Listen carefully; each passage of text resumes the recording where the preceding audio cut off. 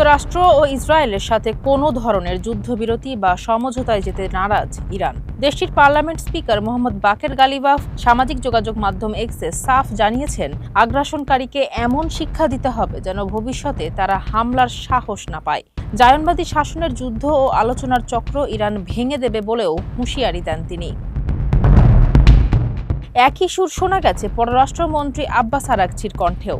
পিবিএসকে দেওয়া সাক্ষাৎকারে তিনি জানান, যুক্তরাষ্ট্রের সঙ্গে আলোচনার অভিজ্ঞতা অত্যন্ত তিক্ত এবং নতুন কোনো আলোচনার সম্ভাবনা নেই। আরাগচি অভিযোগ করেন, এর আগে 2 দফা আলোচনার পরই ইরানের ওপর এই হামলা চালানো হয়েছে। খাতাম আল আনবিয়া সদর দপ্তর এক বিবৃতিতে জানিয়েছে, হামলাকারীরা তাদের কর্মকাণ্ডের জন্য অনুতপ্ত না হওয়া পর্যন্ত এই লড়াই থামবে না। তবে উপপররাষ্ট্রমন্ত্রী জানিয়েছেন, যুদ্ধবিরতির একমাত্র শর্ত হলো ভবিষ্যতে আর কখনো ইরানের ওপর আক্রমণ না করার সুনির্দিষ্ট নিশ্চয়তা। ফারজানা হাসিন, মানবকণ্ঠ।